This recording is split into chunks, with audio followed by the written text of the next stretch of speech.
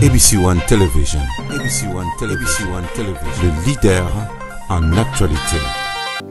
See the rim of your glory.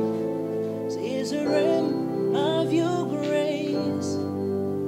I can feel your mighty power. See the moving in His place.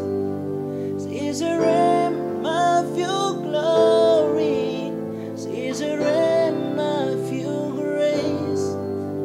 I can feel your mighty power. See the moving in this place.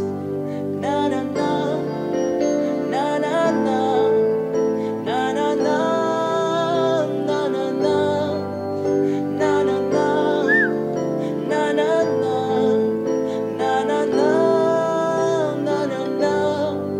When in the presence of angels, we've got glory on the way. Like a voice of many waters, I can hear the angels sing. Holy,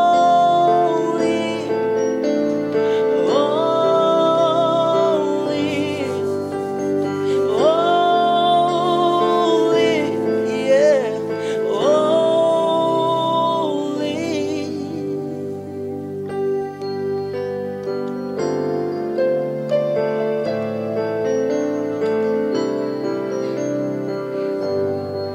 When in the presence of angels, we've got glory on the way. Like a voice of many waters, I can hear the angels sing. When in the presence of angels, we've got glory on the way. Like a voice of many wonders, I can hear the angels sing. Yeah. Holy, yeah. Holy, you are holy, yeah. Holy, say worthy, worthy, you are worthy.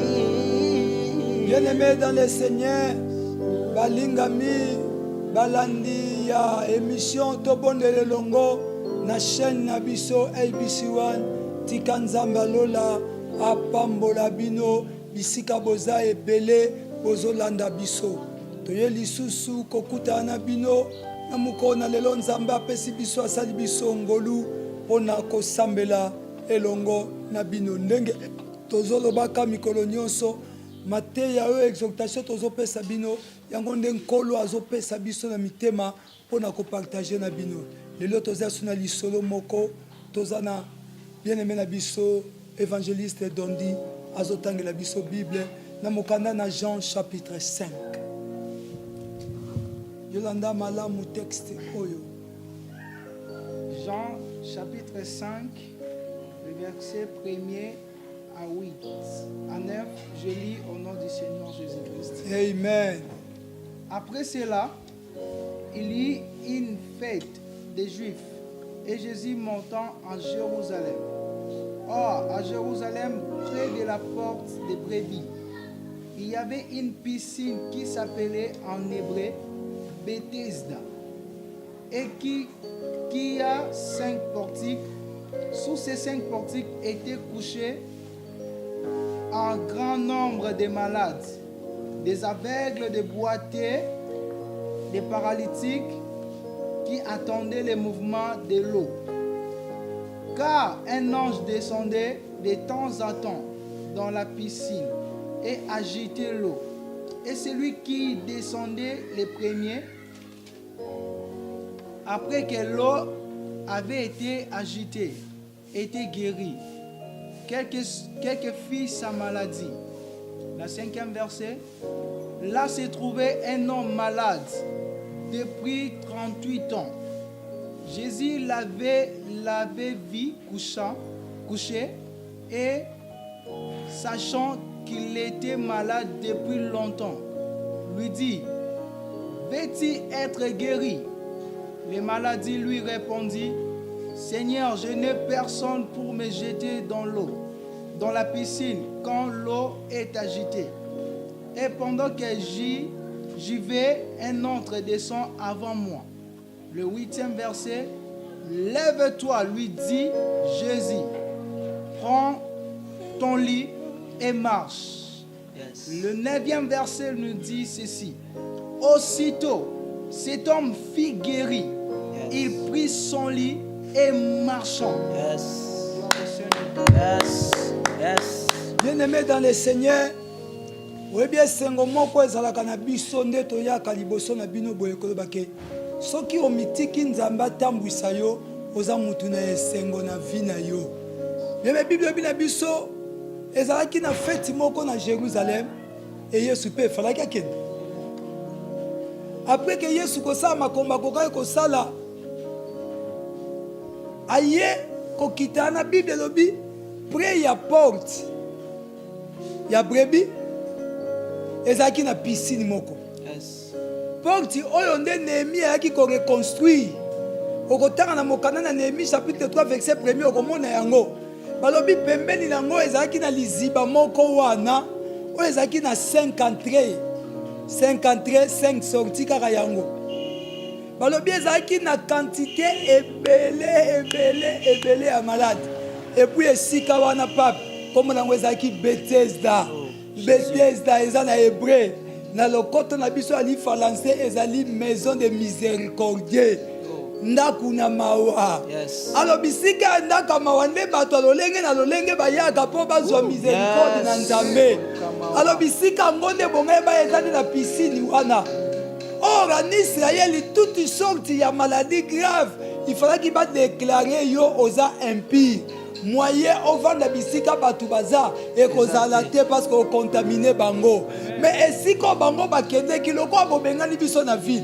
Toke na biso na ndako mawa, toke ne kovanda. Balobi etuluku ya batu. Nekolanga na zoka pasi la motema po mokili ezangi mawa. Mutu nyonso soka komi na pasi ata bao ya yeba linga ke lisute pona nini. Oh na kati ya batu wana ezaki na moto moko. Yoka balobi na biso boy. Mwanze. Alléluia. Ange azoya de temps à autre. Soka ningisi mai. Balobi mutu ya koko ya muta liboso. Quelque fit sa maladie. Il fait gage à l'obiko. Yes. Mais yoka na linga pena contredit makambo ya ange. Parce que ange asama na lilinga nzambe te. Ange baloba les anges sont au service des saints. Oh, celui qui est saint, c'est un enfant de Dieu. Yes. Ça veut dire ange à moi Moussa Nangai. Yes. Mais ange c'est quoi des fois bien à l'obiko. Au moins t'es comme une contradiction. Bon ngai inde moi na tata. Ngai inde ange à moi Moussa Nangai. Oh, yango comme on a Jacob itango aza okimande kone Esaü. Azo kende kolala na ndako ba ibu mais akamati libanga che. Oh, libanga na la pierre qu'on rejetée par les baptisés était devenue la principale de l'angle. Et loko batu ba néglige akilobi comme que loko tango cheka mutu likwa libanga balobi échelle. Na kati échelle amoni les anges monter descendre. Et ba benge sika na Bethel. Siko ba ange wana o bazaba na mitinde nkolo pona biso. Il faut y aningisa mai. Mais ce qui est crié dans cette parole, voilà qui si bisote mutu abika kita mai ninganaki. Ok. Ok. Parce que ange bandako kita. Mama Chantal itanga texte oyo comprendre. Ange nda bandako kita ningisi. Yes. Il faut ki baloba batu 10 déjà babika ki. Yes. Po motuluka batu nyonso bayaki. Naza ko imaginer lokola mutatanga. Soki ange abakuta kita. Na précipitation kutozaka na Kinshasa. Bis n'a comme une arrêté. Mais batu basi bakimi bangu ko bakele ko wela bis. C'est que ange va quitter pour ningisa kutu na numai. Akutu de abatu na kati ya piscine. Ako ningisa ndenge nini? Nani akokweya? Ange ba lembiti loko mwana etinda. Ange lembi na osel sur le côté. Mais le corps les ala mutu boko na benga qu'elle est fatigable. l'homme de la situation difficile. Amonaki batu ba umeli nesika wada. Il fallait qu'il y ait ça la passation na ange. Il y a une très grande différence. Na envoyé, na mouton atili. Oh, l'ange était qui a envoyé pour agiter l'eau. Mais Jésus est venu non pour agiter l'eau. Parce que l'eau ne pouvait jamais donner la vie. Na bateau bazaki wana. Il fallait qu'il y ait moko yesoya. Parce que c'est lui le chemin, la vérité et la vie. Bien aimé, la guérison n'est possible qu'au nom de Jésus-Christ. Guérison lokola tozo mona na bilili ndeko na ngai. Tozo mona na bilili biso ba passer to komo yana ba nyoka to komo ne ba Moïse to bangisaka batu. O tika na biso to kote makama Moïse. Moïse asalaka 9 miracles mais Israël basalaka na boum. Jésus. Abimisi ba nyoka, abimisi ba magorodo, abimisi biloko nyonso mais Israël kana boum. Obi miracle belé comme ça peuple belé incrédule. À cause d'un miracle le bidon le kuta ba tu ba comme incrédule. Mais je sois pas là pour vous. Nazo ba pona peuple nzambe ba ye pa na Yesu. Yesu nde vie. Nazo biso les miracles, ce sont les bénéfices que mutako ko soka zana nzambe. Soko zana nzambe te. Miracle ça ni na vie na yo. Mwana mubali azaki mwana Abraham. Azaki na besoin ya lobiko, mais lobiko azaki na maboko ange te. Parce que ange akokaki te. Tangu Yesu aye atunyeka, veux-tu être guéri? Ndela zotuna. Veux-tu être guéri? Tala, malade, ezaka typhoïde. Malade ezabe place aux ans aux visateurs. Wana malade. Place aux ans pesa o mukanda te. O kamataka mukanda mutoke ko sala. Pasi yaya. O kamata 10% pesa ye. Mwana moko abengi pasteur. Na Belgique nde nazao. Pona zo mukanda ifoka na bota na mubali. Mais non, nebi c'est non. Zala kimia Yesu. Bible dit tous les qui foulera le plan de vos pieds, je vous les donne. Ceux qui m'a tombé na yue nyate kuna na kombo na Yesu. Okozwa mukanda ozo luka. Ba ko pe sauter pour bota, so ke bota la muta sida. Nandoki. Voilà batu bazo yeba te ke Yesu. Nde azankolo mokilio. Yango na oyebisa yo. Tipo asaki 38 ans. Yo salimbula combien? Viezo ke libosote. Ah, dia ko yemela biso nzembwana. Ngala lingaka nzembo tangu mari misamu nde ayembango. Ayemba na liziba ya beteza yo bikisa maladi Papa nanya koka nina yo. Yo leki nguya Mutazana nguya koleka Yesu azate. Ata biso misato to na plateau to na nguya ko bikisa yo te. Muta ko bikiso nde Yesu Masia. Mwana mubali batunye veti être guéri. Yazo ke lukara ba raison. Oh Seigneur, nazangi mutu batunye te soko zana batu. Parce que batu apesa ka lobi côté. Batu bayaka ndeko lelisane batu. Batu bayaka ndeko chola batu. Batu bayaka ndeko finga batu. Na tunyo veti être guéri. Na situation za langoza apesa lobi côté. Au moins to ume na poto zo musate. Oza fonctionner na Kinshasa 150 mois payé. Veti être guéri. Ta réponse. Et comme ma situation, et comme ma solution na ba situation za lango. Ta foi, ah ndeko. Tokolobelo na tina ya kondima. Na Hébreu chapitre 11 on comprend les foi ezani. Mwana mubali oyo pasi elekiye. Yes. Mutako sunga azate. Mutako sunga ya azate. Mutako sunga ya azate. Mais Yesu tangwaye atunye veti être guéri. Na ba période ozo traverser. Mboka pasi. Na kuta tata mwa bien pasteur. Na sepeli ba na bazu congé. Na pe mandam mais papa congé ça il y a 2 mois. Yo se paye pour na 2 mois pour septembre yeso sunga mupo na août déjà. Il faut baser sur Minerva na bakaye. Yes. Toko suka wapi. Ah place ko suka ezali. Yo de sabatu place ko kite za mutu moko na zane wa koka. Oya simbisa ka makamnyo c'est Jésus-Christ. Yes. Yaka pa na Yesu. Yaza e bandeli pe suka. Yende ba benge Jova Rafa, Jova Jireh. To memelio lelo nzambe wana. Veux-tu être guéri? Biso to memelo nzambo apesa ka solution. Ce type mutuma ko ka ko pesa solution te. Ezala ka Yesu. Yango to memelo ba problème na. Muta ko pesa solution azate ka Yesu. To bondela elongo. To bondela elongo sima lo emboyo to kotana lo sambo. Ema Emmanuel. Ema Emmanuel. Oh Emmanuel mobali kitoko. Emmanuel.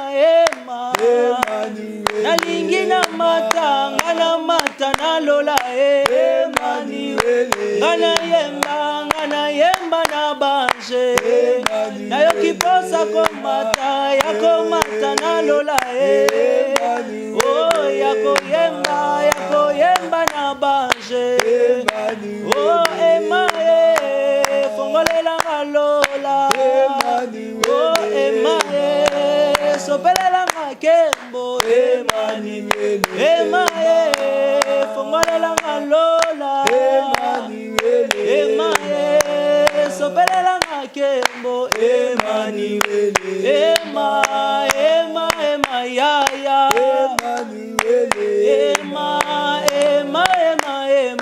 Ema tozopambola nzambe asali biso ngolu pe kobela nzambe anabikisa bandeko na biso baplasi bazali na makambo nyonso ezokanga bango tobonde na kombo na Yesu Masia. Éternel Dieu de grâce topamboli kombo na yo tolobi merci parce que yo nozali nzambe tolobi un grand merci parce que ozali nkolo tosanzoli kombo na yo parce que oza papa tolobi un grand merci parce que oza nzambe na lola yo noza mokonzi na biso merci na maloba oyo nzambe olakisi biso Yesu Masia ke ange nzambe akokai jamais kozwa esika na yo mpona kobikisa biso nzambe na bomoi yango toye epai na yo nzambe ya lola yobikisa bandeko na biso baauditeur nyonso nzambe na ngai bato nyonso bazolanda biso bato nyonso bazolanda biso nzambe oyo aza abandone oyo aza abandone moto akobikisa ye te moto akosala eloko aza te moto akomeme mosika aza te toye epai na yo Yesu yo nde moto omemaka bato mosika yo nde moto obikisaka nzambe cet homme a 38 ans nzambe lobiki okotaki epai nendeni soki yo te nzambe topusa ye liboso na yo toye epai na yo nzambe omema biso nzambe na place olingi mema biso na lola bikisa biso nzambe bikisa libota na yo bikisa biso nzambe place tosuki nzambe yango eza suka te po biyano na biso esimama epai na yo mokonzi yo nde yaya toa na posa yo obikisa libota na yo bikisa bango bisika bazali bazoluka bavisa bazoluka mikanda bapermis ya séjour bazoluka mikanda nzambe tande le diable azosala azokotisa bapolitike ya mabe bato baobebisama nzambe tata yo bitulieke flaira le plan de vos pieds je vous le donne nzambe totiki bandeko na biso epai na yo afin ke yo nzambe obikisa bango pesa bango visa kangola bango maladi nini etelemela yo yo nde nzambe na bomoi na kombo na Yesu Masia wazali mokonzi pe mobikisi na bomoi na biso tozokende kodétruire misala nyonso ya satana batactique nyonso ya le diable oyo azosala mpona kodétruire libota na nzambe totelemeli yango na kombo na Yesu Masia aleluya na kombo na Yesu Masia toye kotelemela mayele nyonso ya satana makambo nyonso ya satana oyo le diable azosala mpona koya kobebisa bavi mpona koya kobebisa bavi mpona koya kobebisa bavi yo nde nzambe na bomoi nyonso yo te nzambe na ngai tata yo nde nkolo na bomoi tika yo ozala nzambe biloko ezobebisa bia bana yo toye kotelemela yango toye kobebisa misala na bango totelemeli nyonso yo nde orenye oza papa na kombo na Yesu Masia oyo azali mokonzi mpe mobikisi na bomoi na biso nde tobondeli boye kolo topamboli yo lisusu toyebi ke bisika biso tolembi yo nde makasi na biso ekulusu nde vi na biso mission oyo epesi biso nzambe tozondima kosala yango na lolenge yo ozolinga libota na yo bisika bazali bao baza na malade bao baza na baproblème financier bao baza na baproblème physique bao baproblème mentaux problème moral bisika bazali baentreprise na bango ekwesama moto asunga bango aza te bakotisama na mabe tozobela lobiko kouta epai na yo ekita na lola ekita ezwa bomoi na bana na yo au nom puissant de Jésus-Christ place baza bayamba lobiko batelema bazwa balina bango bamarche po yo oza nzambe na bomoi tie le maître ya saba tika bapambolama na kombo na Yesu Kristo nde tobondeli boye amen. Soko sepelaki na émission oyo pesa lokumu epai ya mama na biso DS Océan de la Presse pe papa na biso Kabuya azali na sima mpona kotia bilili oyo bomona na papa na biso Fali le grand monteur pe na mokonzi na biso Jimmy Boyembe waba Jimmy zanga te kopambola couple oyo bandimi tokomaka epai na bino papa Ozé na mama Chantal yawe na libota na ye nakozanga te bolimbisi kopambola ya ngai mama Fitina Madawa Chantal na ndeko na ngai Mawete Rita na partenaire na ngai oyo azotindela ngai bozomona bwesima ya makambo nyonso azosalanga malamu papa Fosca na mama Solange bisika bozali nzambe alola apambola bino mingi tozwi deja selile moko na France epai ya papa Fosca mama Solange poto bando sambela soko za na besoin ya losambo benga biso toyebisa okuna poto sambelaka nimero na biso ezoleka na horaire ya losambo ezoleka benga biso toza na posa ya kosambela pona yo o ba oyo bazako nimero na biso batu mingi bazomona ngo bien te ezokoma manase yoke ezali 09 98 74 29 07 09 98 74 29 07 benganga okozwa ngai pe tokosala programme ya losambo pona yo tika nzambe a pambola yo topamboli Esther Lompinga Lorette mama Olga Mido Plasi Bazali Zamba pambola bango Gradi Guido Mpinga na Afrique du Sud famille Mobimba Dondi o évangéliste na biso Dondi na Jay mon directeur a programme na nyonso c'est lui lobi tokolobela na tina na ye Zamba pambola biso bye. Amen. We are a choice generation, called forth to show His excellence. All I required. ABC One Television. ABC One Television. Le leader en actualité.